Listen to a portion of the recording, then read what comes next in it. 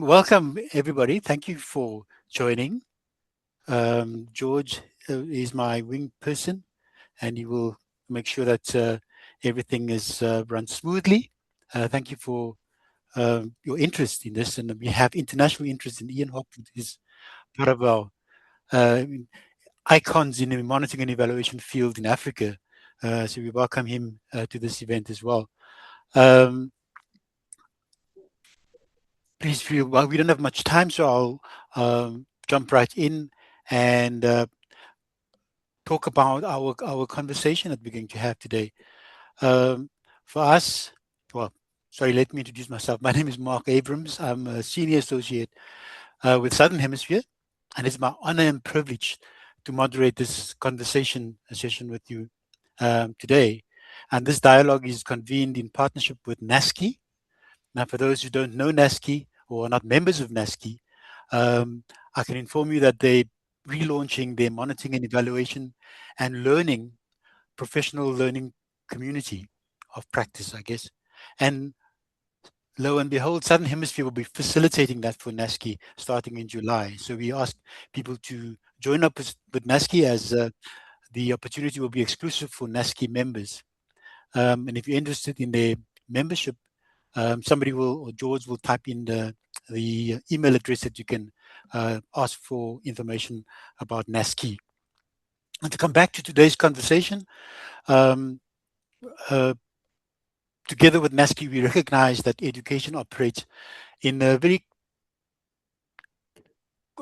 contesting environment. There are deep inequalities, issues of unemployment, rapid technological changes, widening divides.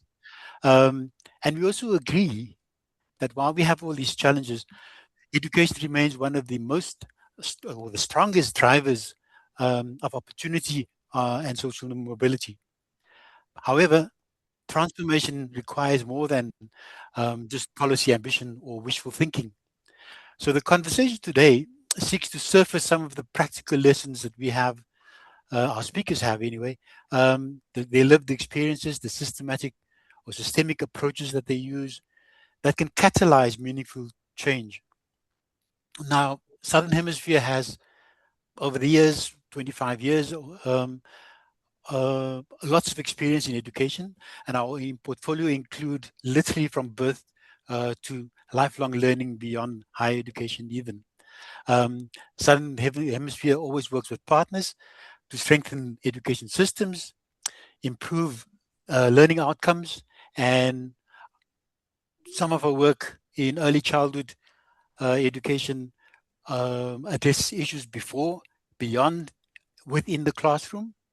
And we have focused in issues of rural education, access to schooling and higher education, success in higher education, and the enhancement of research in education in Africa and across the spectrum, the regions, as well as linked disciplines. However, still many questions remain, many challenges persist, and as evaluators, we also have identified many successes.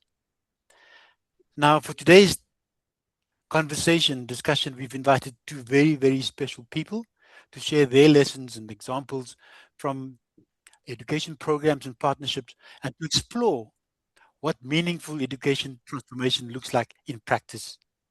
They will provide initial responses to the questions that I will pose, and hopefully they'll trigger some questions that you may have.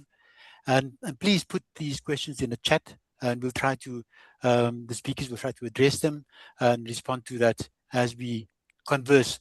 Now, the speakers today, let me introduce them now. The first one that I will ask to share with us is Dr. Dudu, well, Dudu Zile, but she said I could call her Dudu. Dudu Makari is a catalyst, connector, ecosystem builder, speaker, moderator, whose work spans business, education, stakeholder relations, social innovation, entrepreneurship, and community development. Now, with 3 decades of experience across the public sector, private and non-profit sectors, she has built a strong muscle for transforming ideas into action, mobilizing partnerships, and navigating implementation complexities. She holds a PhD in education from the University of Johannesburg and an MBA from the Gordon Institute of Business Science. As founder and executive director of Nangezwe Foundation, chief catalyst at Enable Africa, and executive consultant at Gezwe, she operates at the intersection of education, skills, entrepreneurship, leadership, systems change, and sustainable development. Her philosophy is anchored in service, compassion, and the belief that personal agency is the foundational driver of a purpose driven life. She believes that a worthy vision attracts greater worth, talent, and opportunity, and that sustainable prosperity is created when human potential is unlocked and aligned to meaningful purpose. Now, I would love to listen to what she's got to say after all of that.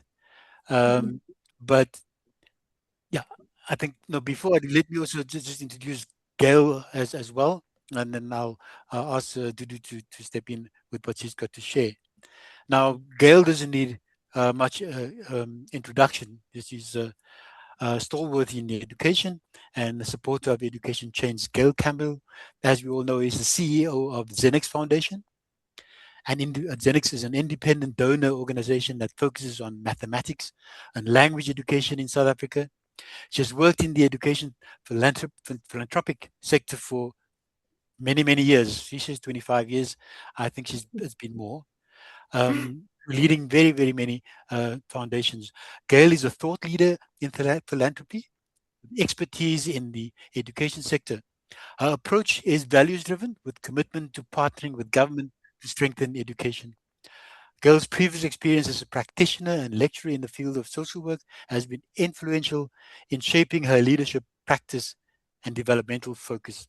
Gail currently serves on a number of nonprofit boards in philanthropy and education and contributes extensively to both local and international forums, drawing on her knowledge and expertise in social development, philanthropy, and education. Gail is actively involved in setting up collaborative initiatives to work at scale to support systemic education change. Now, I also look forward to what Gail has got to share with us. So, to help us and you, the audience, and myself, I'm asking the following questions that Dudu, sorry, will first address for us. Dudu, what for you are the most pressing challenges facing education today? And this can be from your own perspective, systems level. You can consider whatever contextual issues you want to include there, inequality to access. And given those challenges, what levers can be used to catalyze or drive change in education? Awesome. Thank you so, so much. Good afternoon, everybody. Mark, thank you. Thank you to Southern Hemisphere for the invitation. And thank you, Naski, for the invitation as well. Hi, Gail. When I said I was speaking next to Gail, I was just like, Gail has just made me famous. I mean, I'm sitting next to Gail, guys. That's all I need to say. I was in a conversation with Gail, and that should get me into a variety of spaces. So it's such an honor to share a platform with you. I admire you a lot. I've seen you work when I was at the NECT, and you are revered in the sector, and everybody thinks you're fabulous, which you are. So it really is a great pleasure to be in this conversation with you. So I'm gonna I work in a rural community called Motlabe. So it's about 50 k's from Sun City. I always use it as a landmark because at least people kind of have a sense of where Sun City is. It is in the Northwest Province. I landed up in that particular area because my moved from there. They were economic migrants. They were in Ngoko in KZN, and they moved to Motlabe because of the mines. My mom, Nomthandazo Baba, she was born and raised in Soweto. So I have a foot in Soweto in kind of a bustling township, and then where was in and out through my schooling in a very rural context.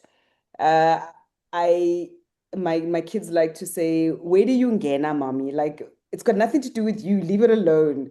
and I can never leave stuff alone. And that's how I think I landed up in the social space because I just can't leave stuff alone. There's a number of things that genuinely concern me, and those that do, then I typically try to do something about it. And I often get asked around, so what's that about? What is it about that makes you want to do something? And the word personal agency is one spoke to me, and it's something that once I had named the way that I was or the things that I was doing, once I had named it as personal agency, it then I kind of ran with that word and ran with what it means. So when I think of education and I think of just us as humans and living a purpose-driven life, the idea of agency is always at the center of my conversations with people around how do we create ecosystems and eco chambers where people's agency can actually flourish, where people's agency can find space to come out and to be cultivated and nurtured. So I come into around catalyst for education or in the social space, really with this idea that personal agency is what our education system needs to name, needs to unpack, needs to define, and needs to allow young people to own and to know that you really are the captain of your own ship. In trying to name and even some of the stuff that I do and the way that I have become in my becoming, um, you know, I'm like an opportunity creator, and that's what has helped me along my journey. So I think the catalyst for meaningful transformation for me includes personal agency and then having an environment where that personal agency can find expression and then rearing ready now and future ready young people. So my community has one street. We don't have traffic lights, but we have one tarred road. It's probably a kilometer long. We have one high school that services 22 to about 25 odd villages. We also have a primary school, one primary school that services the same community. We have one 24-hour clinic, and we used to have a post office before post office did what it, it doesn't exist, it doesn't operate anymore. So the environment that we find ourselves in, or where our learners find themselves in, is very far away from a lot of places. We're 90 kilometers from town, which would be Rustenburg, and another 40 odd kilometers from what we call a mall, what would be the mall. So, and getting around is very challenging. So we have one kind of taxi that goes at a specific time, one bus that goes at a specific time. And if you miss that bus or if you miss that transport, then that's it for the day. So the constraints around which people operate are quite real. It is a traditional tribal environment. So we have a tribal office that sort of runs the traditional affairs of the community. So when we came into the space as the foundation, I came there off the back of my family having lived there for a while and my dad being very active in the community. He was part of the tribal office at some point. So I landed off his social capital and was welcomed off his social capital because I was very involved in the community. So I, as we like to say in isiZulu, I kind of, I I drank the water. So community service was just part of just how the fabric of our family, how we are designed. So it wasn't by chance. I think it was also a way of honoring my father's legacy, and that's how I landed up in this community. So we run a ECD. Our heart is around early childhood development and around how personal agency can needs to start at an early stage. So children need to understand from a young age that I can. They need to understand from a young age that so much around me, I can dictate, so much around me, I can create. My father always told me I was a star, to the point where he used to call me Margaret Thatcher. So I walked around like I'm a star, everyone, and I got to learn that Margaret Thatcher, the office that she occupies, was quite an important office. So once I'd understood that, I thought, oh, if my father thinks I'm that, then of course I can. So I've always kind of walked around with the sense that I can. And my confidence came from this constant reinforcement of I can, I'm amazing, I'm fabulous, until you learn that you're actually not. But I just kind of walked around with that sense. So my father and my mom had a lot to do with my confidence. I've always said I'm not the sharpest pencil in the room, but uh, I can tell you my story. I can tell you what I'm looking for. I can say no, that is not what I like. No, that is what I like. And I found that in the education system and in the environment that we in, I didn't see a lot of that. So, I spent some time in the Early Childhood Development Center that we now support. We, in fact, support 8 of them through assistance from the IDC, and just sat and watched the teachers, how they speak to the kids, how their parents are with the children. And our work then centered around how do we use the educators in the room to spread this idea of you can, spread this idea of this just because you're born in this environment, this is not kind of where it ends. And similarly with our engagement with the school system through the primary school and the high school, then started to have conversations with the teachers and with the principals around how do we have young people believe that they are the ones that need to change their environment. The fact that we don't have water in our community, the fact that electricity is a problem, the fact that we don't have roads, the fact that our infrastructure, nobody picks up our rubbish every week. There is no system. Nobody's going to come and help you with that system. How do we, even from a curriculum perspective, how do we help the school design projects that allow young people and therefore their families to be able to create those solutions for themselves? So we then partnered with like the Leap Institute, and we had a program around using nature around you as an education tool. How do you preserve water with with plants and seeds? And as just part of our way of helping the community understand that they are the ones that actually have to come up with the solutions that bug them and the issues that bug them. So when I think of and the reason we bring these solutions in is because we're seeing that in the classroom, it's not happening. So the high school, as another example, is they have agriculture as one of their subjects, but they don't have a garden in the school, within the school itself.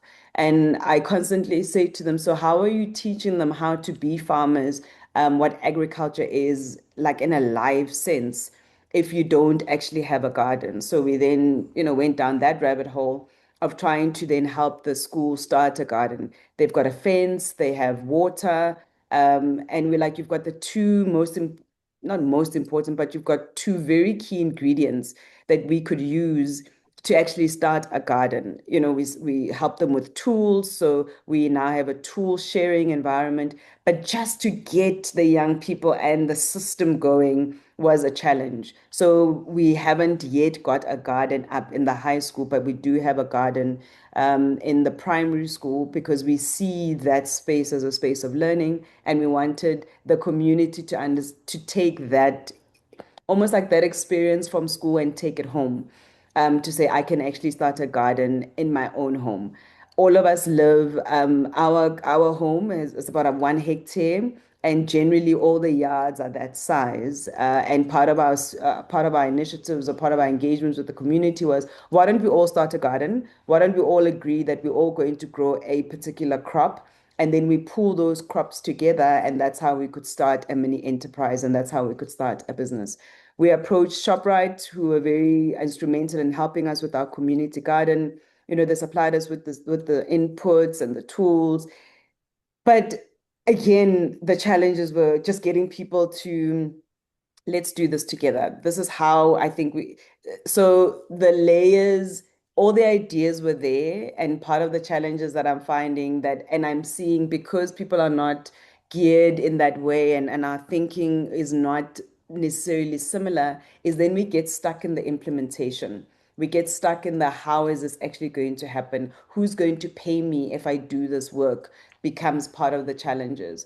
So we've struggled to connect the dots between what happens in the classroom and how we then help to translate what agency is in the classroom and how do we actually in real life articulate that. I see my time is up, and I just want to make one last point around agency and how I think that is the biggest lever in the education system. If we're able to teach agency, if we're able to encourage it, cultivate it, and to have young people understand that the classroom is not their only classroom.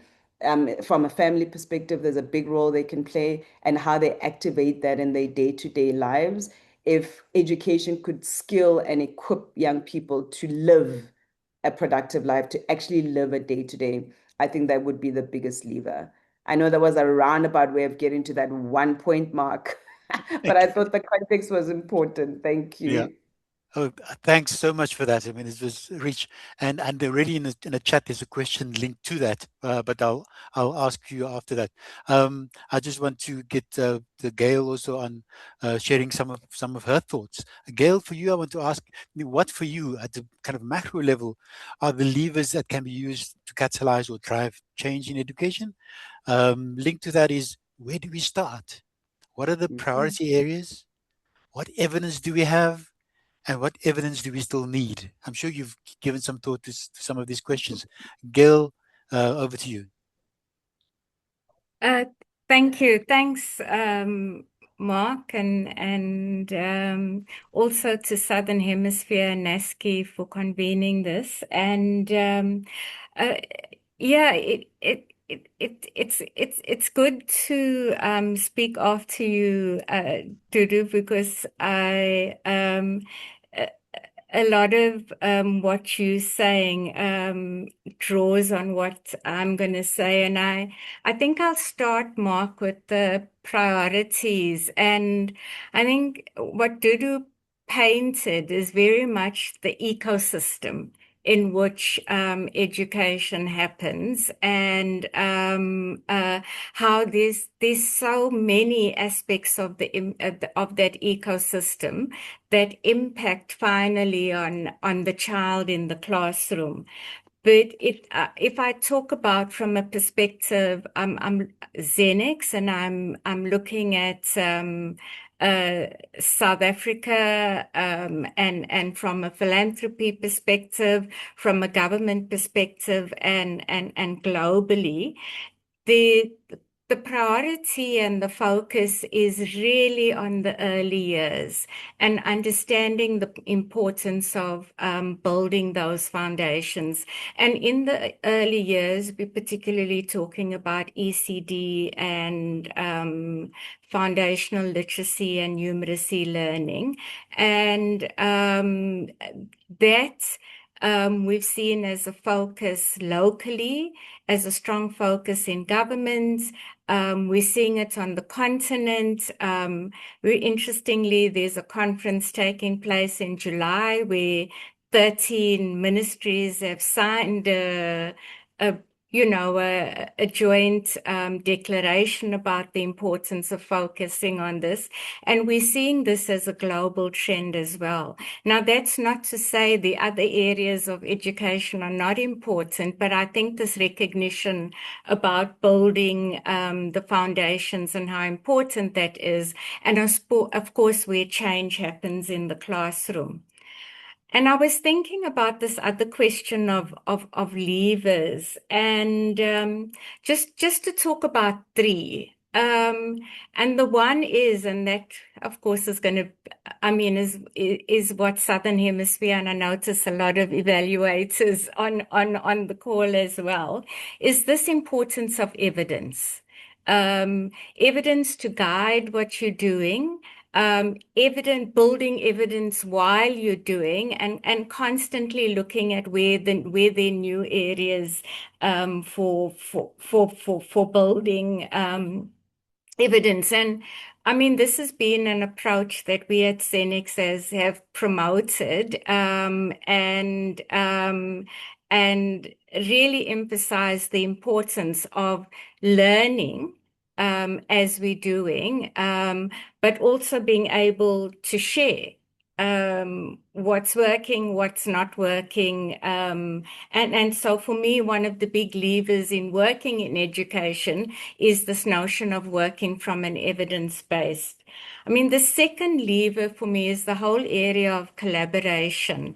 And perhaps to talk about it at looking at philanthropy and looking at collaboration with governments. And it's really quite pleasing at this point to see that more and more of us that are working in the space where we have a resource that we can bring into education, thinking about it in a very much more responsible way and thinking about how we can collaborate and coordinate. And that's really important if we're all talking about systemic change and working with government, because we can't do it on our own. And I mean, the importance now is about thinking of how we help government to deliver on their mandate. We are in a developmental state. Government holds the mandate for delivering of education and the importance of working at that level. So second lever, collaboration, and I'm talking from the perspective of funding and the perspective of working with governments. And the third lever, and this ties so much in with what you're saying, Dudu, about agency. You know, you can have technical solutions and you can have all the content, but the lever that drives what we do in terms of change, whether you're working at a very much local level in a school or you're working at systems level with governments, I can't emphasize the importance more of relationships and process. And I think that ties in with personal agency and the need for building of trust. And that, for me, has been a key lever around change and driving change, is the importance of building relationships, strengthening those relationships, nurturing those relationships, and the importance of process that goes along what you're trying to do at a content or technical level in the classroom. And that, above all, requires from all of us working in this space to work from a very low ego point of view, and a point of view that we work with each other and we've got to learn from each other. And I'll stop there, Mark. Great. Some very deep thoughts there and pointers to priorities, as well as what you think the levers are. I think those are very key things that you identified there. And I will ask the question from, well, in fact, you raised part of that, but somebody in the chat asked the question from Dudu in particular. She said she loved the idea of agency, but doesn't that let the government off the hook? You know, so I think it's a very important question. So agency, yes, you must build that, and you must build relationship capacity and all of those things. But somebody has the mandate, and don't we kind of rescue government almost in a way from delivering instead of. So is that a good starting point? Just on that point, Dudu, do you want to come in? Sure. I think agency allows us to engage with government and to hold people accountable and to help to understand the ecosystem. And I think if one has agency, then you know when something is off, something is not being done. You have then the ability to ask, what can I expect from government? What can government expect of me? I think agency is that tool, or it allows you to think beyond kind of the problem and to say who needs to solve this problem. Legislatively, is there somebody that's actually responsible for this? And if there is, how do we then hold them accountable? And I think often when we don't have that agency to ask those questions and to engage those that are responsible for things, we kind of just can easily throw our hands in the air. But we then engage the system. We understand what the blockages are. We understand what the issues are and how then I can help. Because also education is not the building, the school building. For me, the first classroom is actually at home. What are we doing at home to educate our children? Because then that gives them the confidence to be able to engage with various structures within the community at a government level. Thanks, Mark. Well, thanks, Shane, for that response. Yeah, Mark, maybe I can Yes, also please. respond also, and in terms of, I mean, working with governments. I mean, and I understand the importance of needing to hold government to account at all times. That's the nature of democracy. Yeah. But there was someone gave and it's supposed appropriate thinking about our win that often some of us that sit outside of government sit as the spectators in the stands, and we know when something's going wrong and we're very vocal about it, but we also don't look at what's going right. And I'm just going to approach it from the point of working with governments. And a lot of us outside have sometimes, we know what should be done, and we have these products and that we want to give to governments and solutions and answers. But what we've learned is to, first of all, understand how government works and the constraints that sit in governments. And when we're thinking about working with governments and with working at scale in government, you've got to work within systems constraints. And you've got to look at how you work and in with governments, with what resources and what constraints government has, but at the same time, infusing the evidence. And often I've begun to think about it as a dance that you do when you're working with government, understanding their mandate and understanding what we bring to government in terms of supporting, but doing that in a way that understands we have to negotiate and compromise. So perhaps just a different perspective of not perhaps saying that we're letting government off the hook, but also thinking about how government works, the constraints, and where we can build on the positive energy that exists there. And there is a lot of energy that exists in government. Right. No, thanks. Just to maybe link to that and government involvement, but more broadly in terms of looking at the audience. And before we ask more questions from the audience, just two questions from me is, how do we in this relationship building, including government, engage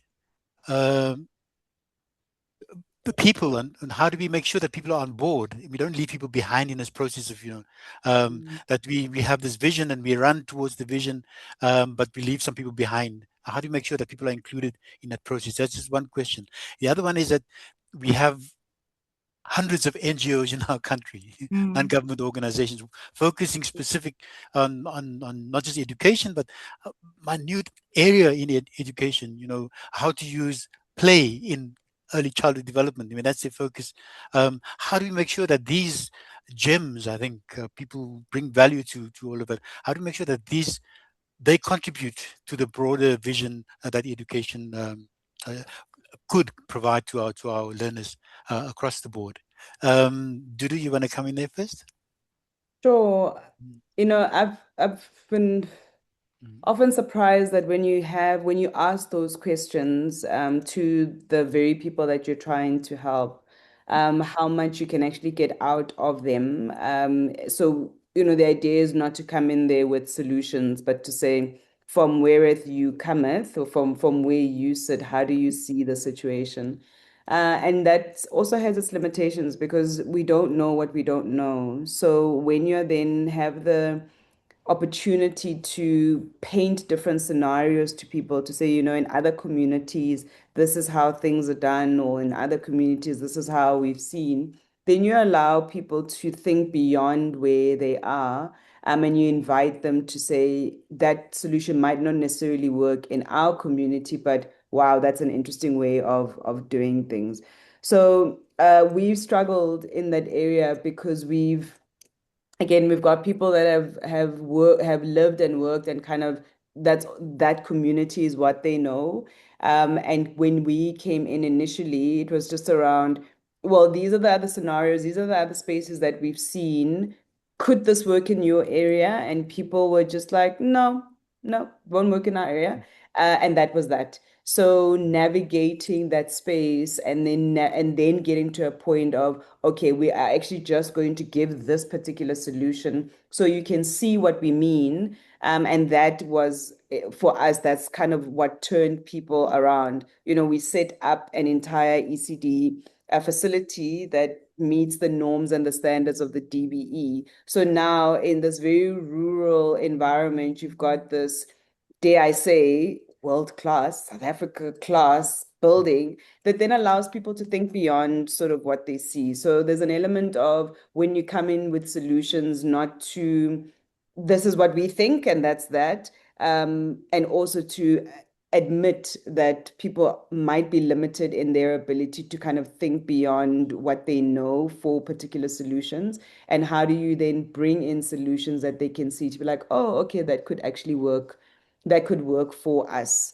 But challenges on the ground are real. And I think the likes of the work that Gail does in a systemic way really are needed, because we come in as people that are kind of doing it because we are individuals that are doing it, and then get into the systemic, the organized way of doing it. And it's a completely different ball game. So just having a toolkit of various tools you can use is important. Thanks. Okay, thank you. Gail? Yeah, yeah, let me, I mean, you asked a question. I'll first look at that. How do we bring people? And I think you're speaking broadly of people, and, as they say, education is everybody's responsibility. And I think that's something we still have to do in South Africa. I mean, we've been fortunate to engage with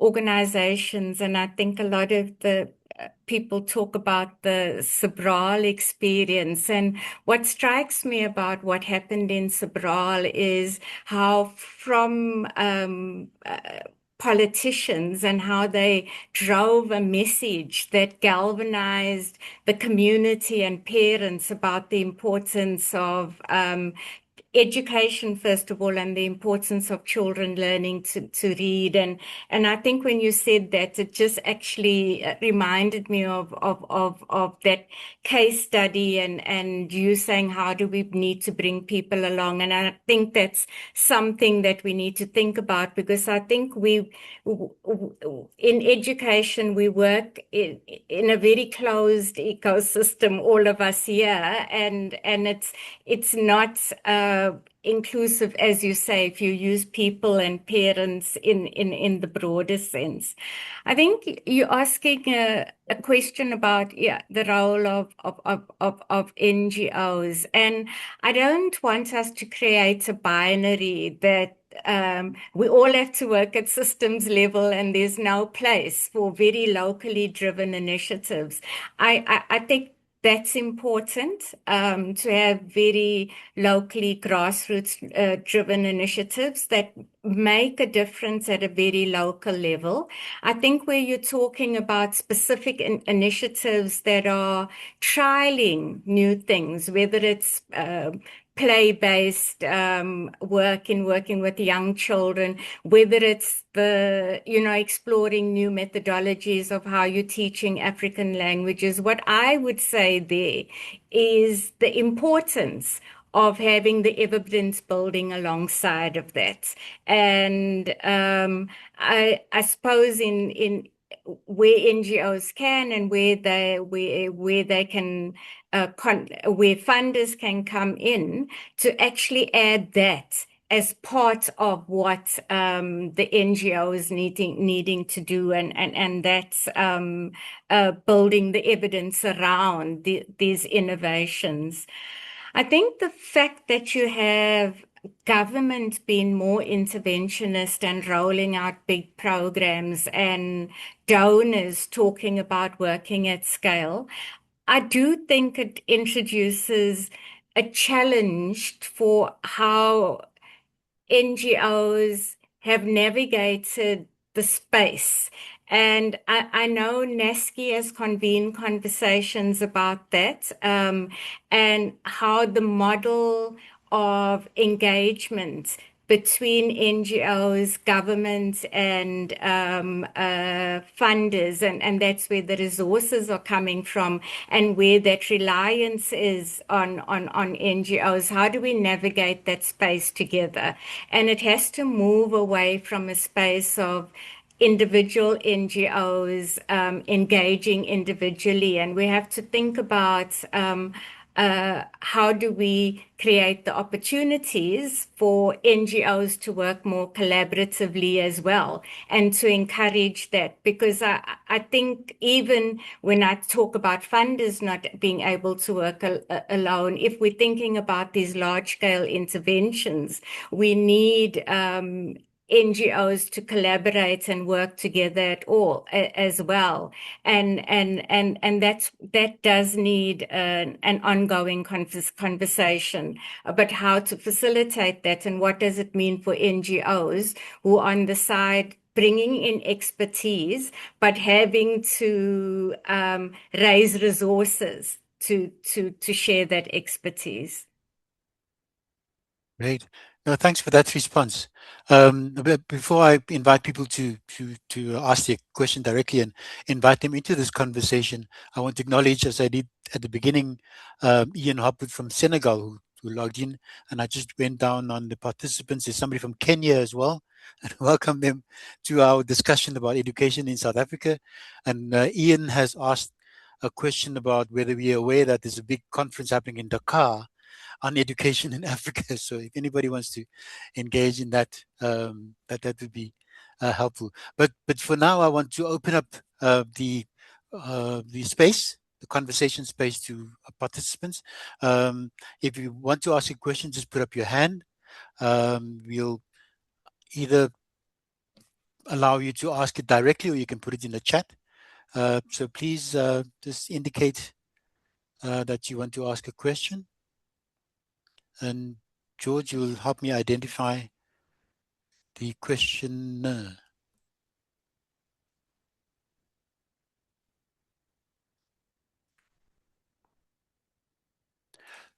Well, Dina said, "All make a comment." If you allow the comments, you'll have another couple of speakers. So let's leave it to questions for now.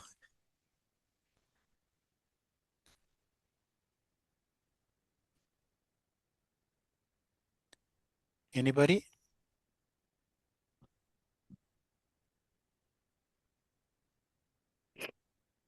George, I'm not able to see any hands.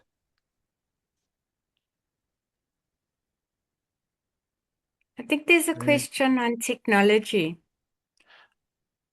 I've just saw, yeah. Yeah, from Amanda. Amanda, do you want to ask your question? You can unmute you.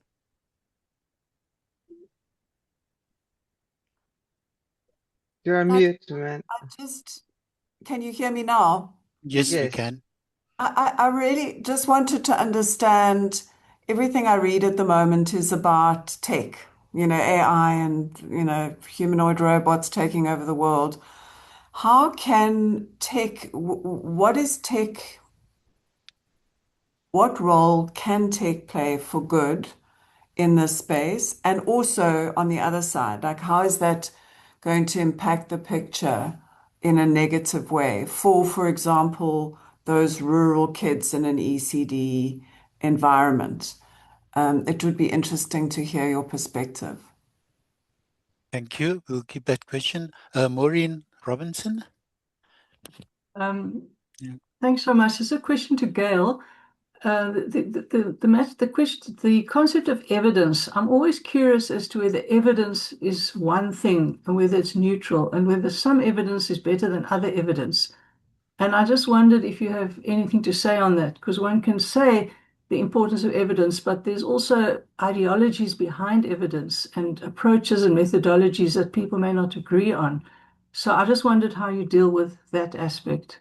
Thanks. Okay, we have two. Can we have two more questions? Give the panelists time to think about it. So we have a question from Julius Nyanganga from Kenya. What evidence does one use for generating, encouraging, and tracking agency and its effectiveness? Sorry, I'm an evaluation enthusiast, he says. Okay, so that's also linked to the evidence one. Thank you. Another question? Yes, from Ian. How to best open the ecosystem of education that Gail described as a closed ecosystem? Oh, how to open that? Okay, so we have 4 questions there. Gail and Dudu, I don't know which one you want to tackle. We want to have one on technology, the nature of evidence, and the use of evidence as well from Julius. And how do we open the closed system?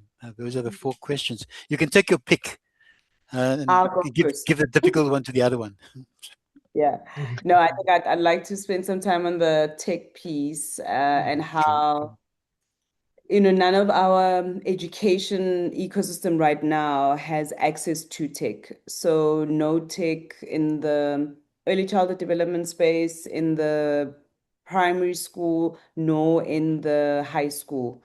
So by the time our young people get through the system, they haven't had the opportunity to actually use tech as part of within schools, that is, as part of their education toolkit.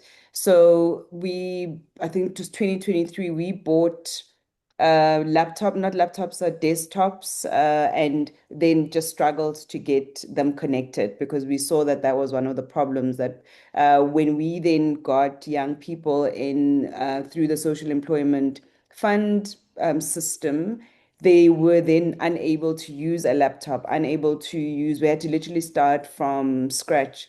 When I first started in this community in 2022, I think it was, one of the young people, she was 18, 19 years old. When I took out the laptop, she asked me what that was, because for her, that was such a foreign, it was just an object that she had never engaged with. So tech is still far, far away idea. People are smartphone or phone savvy. Smartphone savviness is also something that we find a challenge with. There's a system called Kwantu, which tracks attendance for one of the social employment programs that we ran, and young people struggled with what do you mean download the app? What is the App Store? What is the Google Play Store? So we had to do a lot of education around, for you to be able to get your stipend, you actually have to, one, have a smartphone, which was part of our problem. Two, once you had the smartphone, run a tutorial around what is the Google Store, what is the App Store, and then help people to download, and then help them to actually navigate the app. You had to type in your name. We had to assist people with Gmail accounts so that they could actually link themselves onto the system. And that really surprised me, because I think there's a lot of talk about how young people are on it, where technology is concerned, but that hasn't always been our experience. And then when they do come into our environment from a work perspective, then there's a big education piece around, okay, this is a laptop. We then have to start like end user computing level 101. This is a space bar. This is the enter button. So then it always takes a while to get people performing or even understanding what they have to do, because we then first have to deal with what is technology? How do we use these tools? So technology for us is still a challenge, and my heart breaks for those young people, because they're going to go into spaces where tech is so kind of, easy or easier to navigate, but they don't have that opportunity. So tech right now is not a problem. Well, not in the sense that it's not a thing, as it were, in our experience. And it's one of those things that we're trying to solve for. We've started with desktops and then just getting them to learn how to type, to understand what the keyboard looks like. And then once we get lit up, as it were, or get connected, then we can start with actual this is what a program, this is what Microsoft is, this is what Google is, etc. So yeah, that's where we're at in our context. Well, thanks for sharing that, Dudu. Gail, do you want to pick up on the evidence question? Yeah, and I'll pick up on the evidence question and maybe a little bit about the technology question as well. Uh, uh, Maureen, I absolutely agree with you. You can't talk about, even when you talk about research or evaluation as one part of research about being, let's use the word apolitical or aideological. I mean, you do start off with the hypothesis, and if we talk about it in program work, a theory of change. I do in thinking about evidence and the work we're doing now in foundational literacy and numeracy, it's the convergence of energy evidence that's come over. And energy, I should say, yes, evidence and energy that's come over a number of years, but also from different contexts. And if I just think about this structured pedagogical approach, and I think back in 2007, when we saw one of the NGOs using it and building it along the way. And then when you talk about what type of evidence, I remember when Xenix did a meta review after its first 10 years, and then there was this notion that was proposed that there's a gold standard, and it was that the only evidence we should draw from is from impact evaluations, and even as that evolved, it was impact evaluations that was RCTs.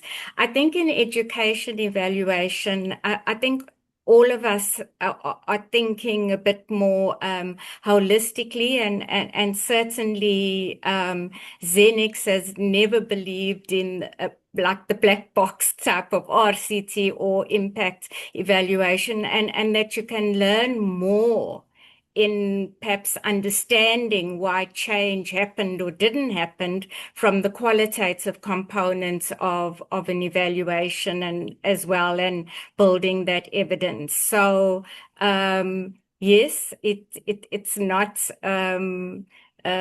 without ideology, and secondly, thinking about evidence and the type of evidence. I mean, technology, of course, has a role to play, and apart from the digital skills and the hardware, I think we've still got a long way to go to building the evidence base of how it works, how it can support teachers. I don't think it's ever going to take over teachers, but how do you use it in a blended way in the classroom alongside teaching? Yeah. Okay. Thanks, Gail.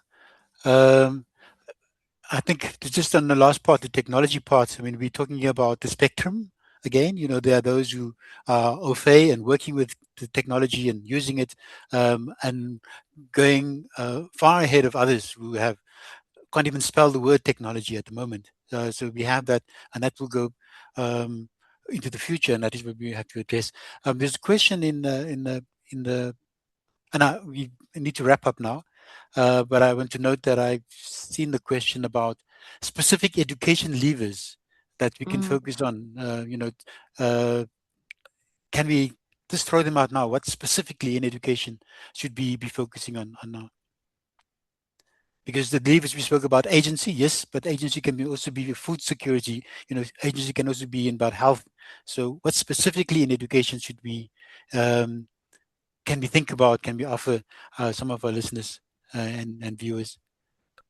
I think for me, one of them, I often have conversations around assessment for learning versus learning for assessment. And I think we need to get away from it. The classroom must be a place for exploration. So what we teach in the classroom is important. And because now we can get education from, you just type in Google and a whole lot of things come up. I think bigger conversations around what we are teaching our children is what we need some focused time on. And we are assessing for what is also important. I think often we are assessing for the technical knowledge, but what about the soft skills? What about agency, assessing for agency?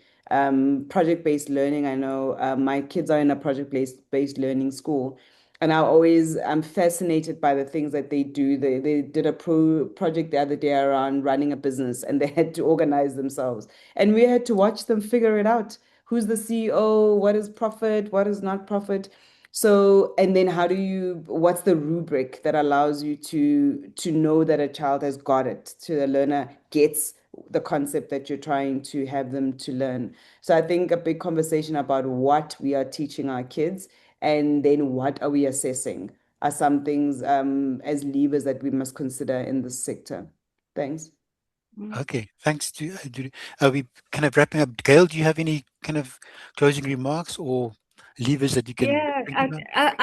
I'll quickly. I mean, I'll keep myself in the space of maybe just focus in on literacy, and I saw, Craig, your comments and just some specific things. I mean, I do think we need to do some more work in thinking about the teaching of African languages as an area of work that needs further engagement. I do think we need to think about our curriculum and look at our curriculum. The curriculum assumes that children come into grade 1 and they've got the basics, and I do think we need to look at the curriculum very specifically. We need to look at those learner workbooks that the state does provide, and it's a massive investment, but making them fit for purpose. So just some specific issues around the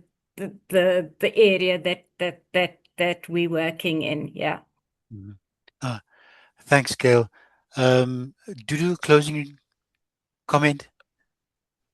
Thank you for the opportunity to have this conversation, Mark. I think there's so much that still can be unpacked. But the idea for me around agency is something that I wanted to double click on, as I like to say, more in the space as a lever, and how that is just one of the skills that learners come out of the system understanding and appreciating and exercising so that they are thriving humans. But thank you again for the opportunity and for the invitation. Okay. I want to thank the two of you, Gail and Dudu, for your contribution. I've seen some of the thanks in the chat. People appreciating the sharing, your ideas, the kind of concrete examples as well, the link between the very underground to the macro and the relationship building that's needed as well. There's somebody who says we must have a special talk on African languages. Maybe I can just tell him that there are webinars around that. There's a SERP initiative and other language initiative on literacy. I'll just find out more about that. But it's happening. So education is a dynamic space, and it's a space where I said the classroom is beyond just us. It's beyond the classroom, it's the parents, as Dudu pointed out. It's all of us, and we all have to put our shoulder to the wheel. And as evaluators, we have found that we can't be spectators to this game. We need to be part of the process, think through the process, and often when we walk alongside the project development, you have a better understanding of how these things emerge and the lessons we can learn. So I hope that everybody found this useful. Thank for your participation, and Gail and Dudu. Normally at this time I would pass a bouquet of flowers to you, but technology will catch up with me soon. Thank you very much for your participation. Thank you everybody for being part of this,